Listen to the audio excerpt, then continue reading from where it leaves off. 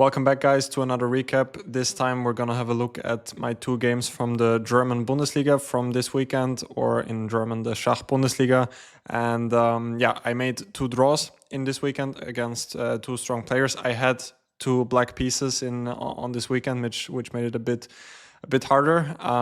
But yeah, I just wanted to have a brief look at my games on Saturday. This is the first game we're gonna have a look at. On Saturday, I played against Valentin Buckels. And we played against the team of SV Mülheim Nord. And about the match itself, we won that match +2. I think our boards 4 and 3 won. It must have been Alonso Alvar and who was our board 3? Cannot even recall. Let me see. It was Idani Puya who won against Liam Frolik as well. And all of the other games ended in draws. So that was a nice team result. And yeah, I had the black pieces against Valentin Buckels. I think I played him a couple of years ago, maybe 2018, in like a under 16 European team championship. I think it was with the white pieces, and I also made a draw there. He's also about my age. I think he's born in 2001. And about the game, he started by going d4. I went knight f6, knight f3, e6, and he went for the London, which I did check before the game. He either plays the London or the Catalan. This is like his main thing. And I did come up with one small idea against the London, which is this move bishop e7. Looks a bit unstandard. Usually black develops first with d5, c5, knight c6, and only then moves the bishop. But there is one idea behind bishop e7, which actually we will see in the game, which is that I'm often threatening knight h5. In the game, my opponent played knight bd2 after 10 minutes of thinking, and I immediately went knight h5, and it's kind of awkward for white what to do with the bishop on f4 here. I think a better move here for white is to go h3. The idea is now that after knight h5, white can just always retreat the bishop to h2. But now in this case, after h3, black is using the fact that white in some variation wasted this move h3.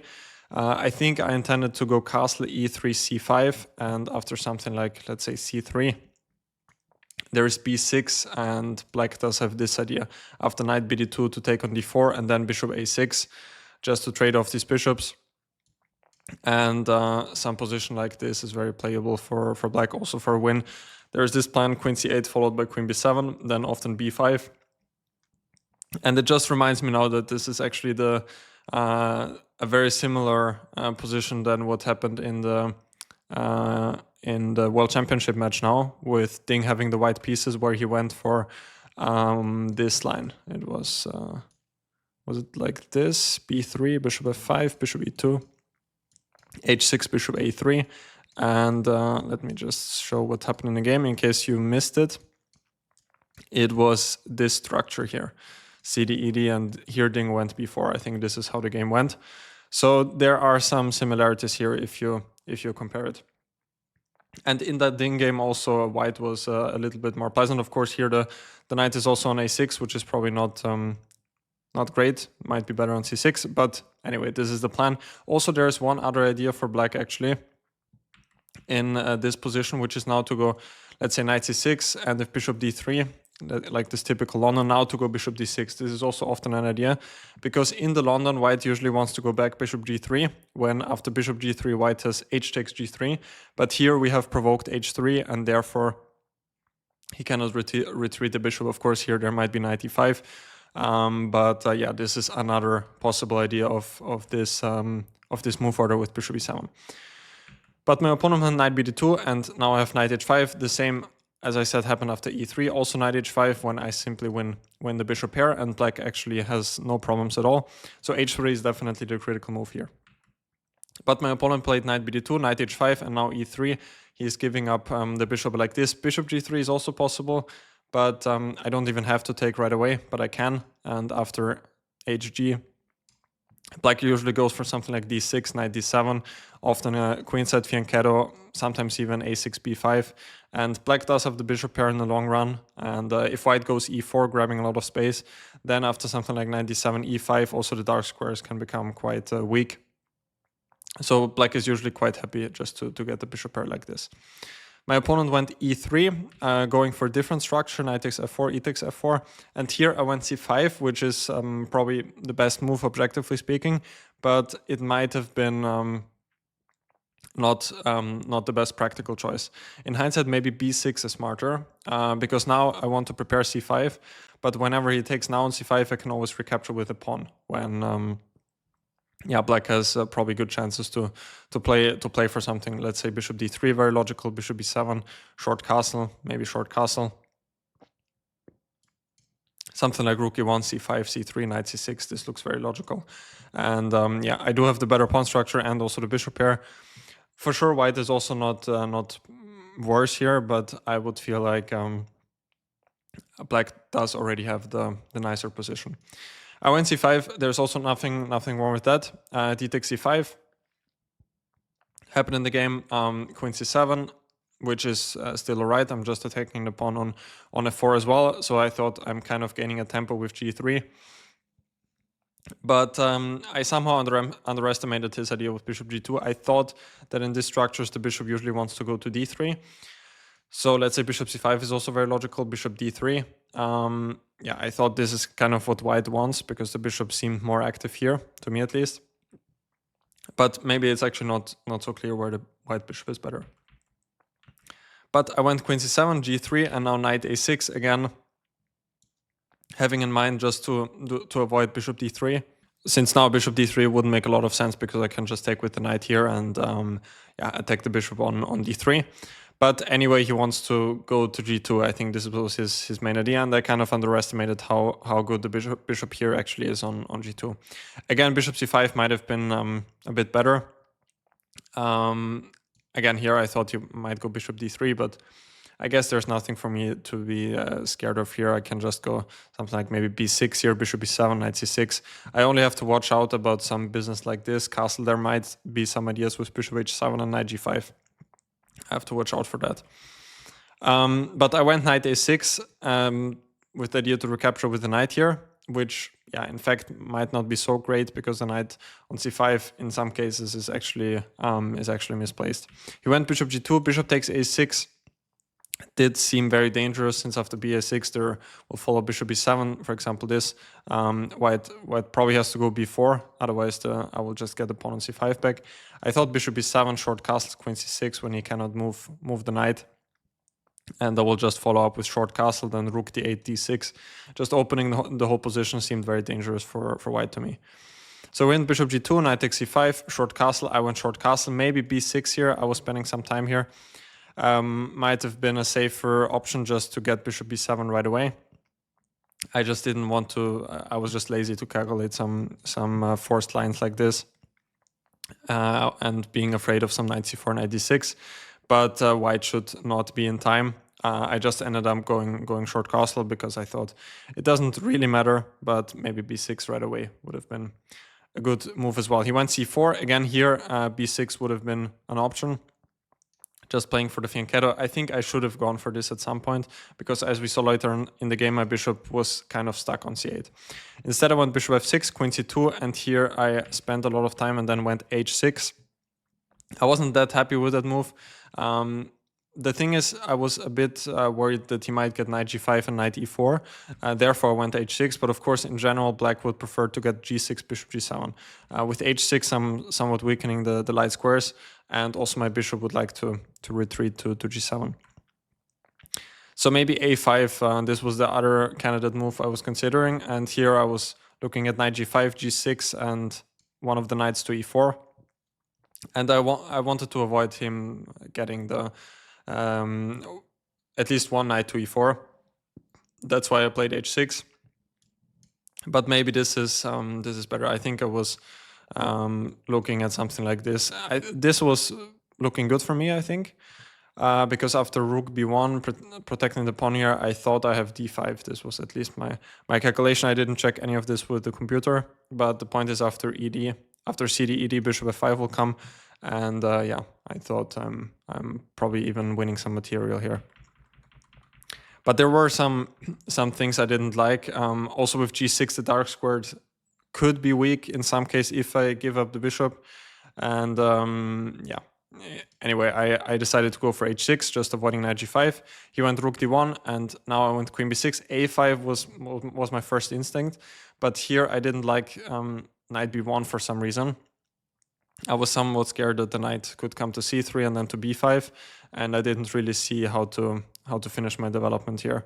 Maybe I can just go d6, and after knight c3, bishop d7, that might be possible actually. I think I was looking at this knight d4, and I wasn't entirely sure how to handle the stuff with knight b5 coming. Maybe I can just go something like rook d8, and if knight b5 take here. Not entirely sure how this position is, even though, yeah, it does look like a little bit better for white maybe. But I decided to go queen b6 to force b3, since I'm attacking the pawn here, and now to go a5 to have this hook with a4 later on. He went knight e4, exchanging one pair of knights, takes, and now a4. And here I was feeling pretty confident actually, but it turns out that the position is just equal. He went rook d3, I took rook a3, queen e3, and now I didn't see anything better than to go for the endgame.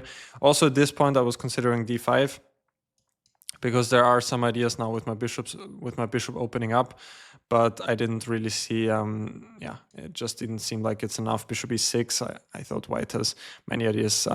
Queen d6 would be one idea, when probably I cannot play for anything here. I might even end up losing this pawn. And I think also queen e4, there was also nothing wrong with that. So I decided to go rook a3, queen e3. I went for the endgame. Maybe I can do something like queen b4 to keep the queens on the board, but I also then didn't see how to develop my bishop here. If queen b4, I think knight d4 didn't work here because I can take now and then take on b3. But there was something I disliked. Maybe it was rook b1 followed by knight d4 and then knight c2. That could be. But I took on e3 and then went b6. Also b5 was an option, maybe a better option, with the idea that after takes I can go rook a5 and I will regain that pawn. But I thought this is just a draw here. Rook b5, b4, d5, and yeah, nothing much is happening here. So I decided to go b6, keeping some more pieces on the board. Rook b1, rook d8. Again, I could think about some ideas like d5, but I went rook d8 instead. Knight d4, bishop a6, rook dd1, and I somewhat missed this idea. My bishop on e6 is still in quite some trouble. And I thought that I will just get d5 now, and he has some things to worry about, but I missed the idea of rook d1 followed by rook a1 when my bishop on e6 is all of a sudden pretty awkward. I went bishop e7, rook a1, and here I went rook a5, and I missed my opponent's next move, which is knight c2. The position is still completely equal, but here I did feel actually quite some pressure. I only thought about him taking immediately, and then going rook a1, for example, when here I have bishop b4, and I'm simply protecting the pawn on a5. If knight c2, there is bishop c3, and yeah, if someone is better, it's definitely me here, because I have the bishop pair. Pawn on b3 is also pretty weak. But he did want knight c2 immediately, and yeah, now I don't have any rook b8 counterplay yet on the pawn here, and he is in fact now threatening to take here and then to go rook a1. So after some think, I was down to 2 minutes after playing this move. I went for d5, which was actually a very good decision, and not an easy decision, because I simply now wanted to liquidate material and settle for the draw, because I felt like it could definitely backfire. The other idea was bishop f6, which I was looking at, but now after takes on a5, rook d6, I have to go bishop c8, which doesn't look very inspiring. And after something like knight d4 or rook b6 first, I thought the rook might come to b8. I thought it's quite uncomfortable for me, at least from a practical point of view. Maybe now I could play d5 and break out, even though even something like this might be a bit awkward. for me, but probably the computer will hold the draw here. Maybe knight d4 right away is a better try. I was trying to figure this out, but I couldn't really make it like fully work here after rook b6. So then I ended up playing d5, which in hindsight I think was a pretty good practical decision. He took on d5, I took back, and now we are in this endgame where white does have where white is a pawn up, but I do have the bishop here, and therefore I thought I should have very good drawing chances. The computer actually gives it as completely equal, which is quite surprising. I mean, as a human, you would think that white does have some winning chances here, since he's a pawn up. But it's just interesting that the computer doesn't really see anything at all here. If he wants to keep one pair of rooks on the board, that actually is not a good idea. I thought after bishop d5 I have bishop e2, and if rook d2 I have bishop f3, winning the exchange, since after takes I can take on d2. So after this I went bishop c5, king f2, king f8, king f3, king e7. We were both playing on pretty low time here, but the time control was in 10 moves, and these moves were all pretty obvious, just bringing the king into the center. And here he went knight d4, which is probably like the only winning idea for him. And here I decided to go for this same color bishop endgame, where I felt like I should have a fortress, which actually turns out to be a good endgame to know. I think also the same would apply if those two pawns were gone. I think it's still a draw, because white can simply not enter with the king. And it's also important that I didn't make any weaknesses here on the king side with my pawns, and that all my pawns are on dark squares. So immediately I went to f6, and the rest of the game was a bit less interesting. He was just moving around. Here I was a bit surprised that he went f5, because it's putting his pawn on a light square. But actually it didn't really matter, because anyway, he cannot make any progress. I will just wait with my bishop, and the king cannot even enter now with my bishop on c8. So yeah, he was trying everything here, just trying to run in with the king somehow, but I just waited around. And here there was one trick after takes. It might look nice for black to try and force the draw with takes king g5 and king d5, but white has this trick with b4, when after take on b4, bishop b3, I'm all of a sudden losing the bishop, and probably also the game. Because I was just thinking here, if king e5, how does white win? If I will just stick with the pawn, but white can protect the pawn from behind, let's say bishop a2. And if black keeps on waiting, bishop b1, and then he will take on g7. So yeah, I was even briefly calculating this after b4, king g5, take on a5, king c5, if this is a draw, but I didn't see then the point to go there, because I knew that I have a fortress, and I didn't see the point to calculate this. Even then, I spotted this move bishop h5 when, it might in fact be tricky for me. I'm still not sure. Maybe bishop e4, king g6, bishop e4 is still holding the draw, but yeah, I didn't see the point to go there. I can just continue waiting.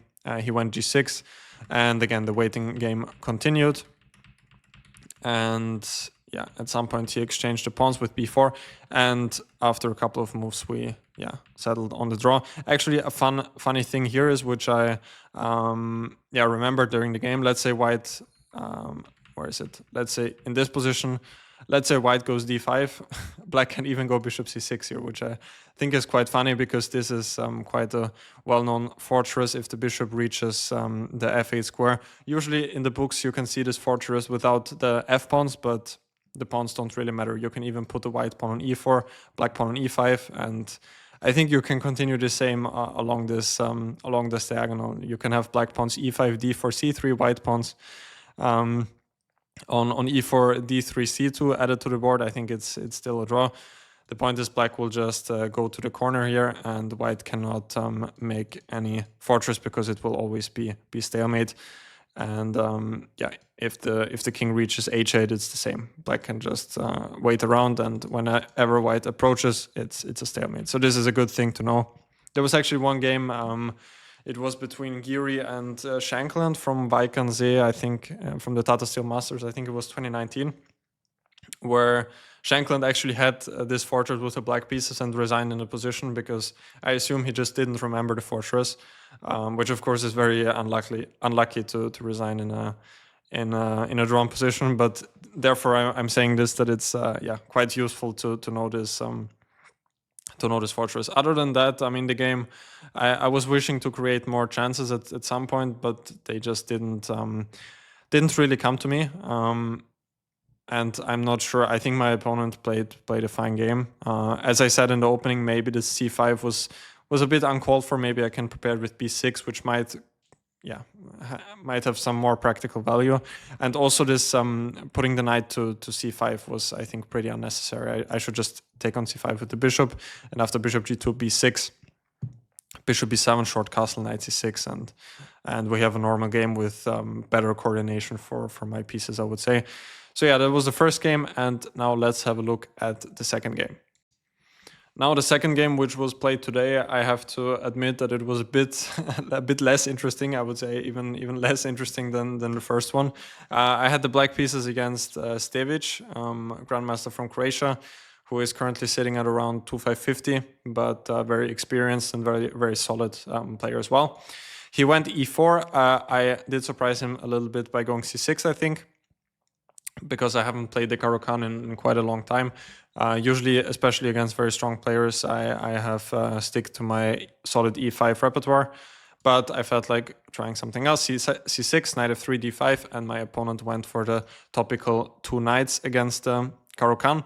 And here black has a number of moves. The two main choices being bishop g4 or d takes e4. I went for the move bishop g4, he went h3, this is still theory, bishop takes f3, queen f3, and e6. Just to mention here, bishop h5 might look logical, but here this is like a well-known line which is not so great for black. After knight c6 there's d4, and white always has some ideas with h4 when the bishop on g6 often ends up in trouble. So I took on f3, queen f3, e6, and after bishop e2, I went knight f6, short castle, and now bishop e7. In fact, this line is, I think, a bit forgotten because there are simply many interesting lines against the two knights.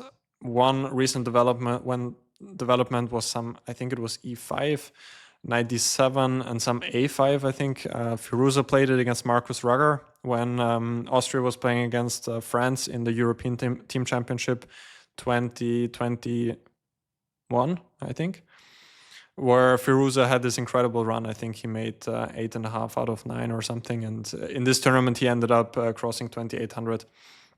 I think that was something he played against Marcus there. Also, black has many ideas with bishop c5 and then either knight f6 or knight e7, also very interesting systems. But I went knight f6, short castle, and now bishop e7, which is kind of the classical system but hasn't been played that often recently. Now my opponent went d4.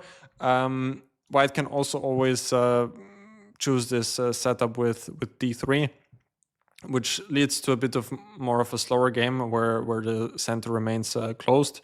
Black usually goes for something like castle, knight bd7, b5, b4. So black is usually looking for some counterplay on the queen side, while white will try to create something on the king side, often connected with f4. So the queen often moves to g3, f4 is an idea. So yeah, this would be a different approach. I have to say something here because I used to play this line with white very often, and I often went rook d1 here. But until I played this against Gregor Gajewski, who is now the main second for Gukash as well, in case you didn't know. I played this against Gajewski in the European individual in the European Individual Chess Championship in Reykjavik. I think it was it 2022? I think so. I had the white pieces and I went rook d1. And here Gajewski came up with a very nice novelty, which I didn't know before the game, and which kind of crushes the line, which is d4, knight b1, and now h5. This is kind of a common idea, but back in the day I didn't know about this. And in fact, it's quite dangerous for white. I think he played h5 right away. Maybe it was knight d7 first. But black does have these ideas with with g5, g4. And yeah, this is very interesting for black. So I think people stopped playing this rook d1 stuff, either d3 or my opponent played d4. And here I took on e4 and he went for the solid queen e3. There is also this pawn sacrifice with knight takes e4, where black can take on d4. I think knight f6 is the move, and now either bishop f6 or queen f6. When white does have sufficient compensation, but if black develops normally, he should usually be able to neutralize white's initiative. But he went queen e3, just protecting the pawn on d4 and intending to take on e4 on the next move. I went short castle, knight takes e4, knight takes e4, queen takes e4, knight d7. And I was actually pretty well prepared in this game because I checked this line like 2 years ago. But this this kind of line always stayed in my mind because I did play it with the white pieces, and and therefore I don't know. I just remember this line without even really checking it before the game. So I played knight e7, he went c3 and a5. I did remember because of one reason, because there is one game by Samuel Tersahakian who lost with the white pieces. I cannot recall against who it was, but I think it was David Anton. And I saw this game like 2 years ago, and I was very interested in David Anton's plan. I think it was a nice understanding, and therefore I think I just remembered this. He went a5 in that game, and as you can see, white's black's idea is to gain space on the queen side by going a4. So white usually plays a4 himself, which my opponent did in the game. And now the idea is to reroute the knight to d5. And now with a4 and a5 included, white can never really go c4, because now after knight b4, the knight is just a very nice square on b4. And usually if something like this happens, black is already much better, because also the pawn on d4 is quite weak. But if we would imagine the same in this sort of position with knight d5, now white could in some cases try and get c4, maybe even right away. And if knight b4, I don't know, queen goes somewhere, and white can kick out the knight with a3. So this is the main idea. I got this position with knight d5. And the other main idea is just for black to go bishop g5, since white does have the bishop pair, and whenever black can exchange one of the bishops, he's not in any trouble whatsoever. I mean, also this position is not really an issue for black, but whenever he can exchange one of the bishops, like all the danger is gone, I would say. My opponent went queen b3, attacking the pawn on b7. I was thinking during the game what happens after g3, because whenever white gets g3 and h4, usually he might keep some advantage, because I can never really exchange my bishop. And if bishop g5 here, now f4 might be an option, even though during the game I thought I can just go back to e7, and then c5 might be coming when his center is somewhat overextended. So this was my idea during the game. He went queen b3, rook b8, just protecting the pawn on b7. It might look more logical to do that with the queen, but as we can see, my idea was bishop g5. Therefore, I didn't want to move my queen from d8, and now I can just exchange this bishop my opponent took and went rook e1. I went rook fd8, and after rook e5, queen e7. I don't know what to say here. He just went for the exchange. Anyway, the position is completely equal. Otherwise, my next move would be probably queen c7 or queen d7. And white doesn't have anything to play for. I do have some ideas with b5 in some cases. And still, his problem is that after c4, I have knight b4, or in this case, even queen b4, when it even creates more harm than it does any good here for white, because the pawn on d4 will just be very weak. So he took on d5, I took with the rook, and after rook d5 here, I actually had the option to take also with the c-pawn, but I thought it doesn't really make a lot of difference in the objective evaluation.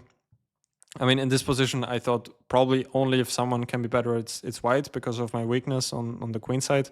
Something like queen b5, queen c7 should also be fine for black, like b6 is coming, rook c8, queen c6. But I just went e takes d5, and after queen b6, queen d8, here he exchanged the queens and offered a draw. I thought maybe he could try queen c5 here, but I think, queen c7, my calculation was like this: queen c7, rook e1, b6, and if queen e7, now I can take rook e7, b5. And okay, now I just want to take on a4. And if a takes b5, I have king f8. I think this is important when I take the rook, because I cannot recapture immediately with the rook because of the checkmate on e8. But after king f8, the rook has to move, let's say to c7, rook b5, rook c6, rook b2. And I felt like this should be a draw after rook a6. I have just rook a2 probably when I start pushing the pawn in some cases, or even come with the king.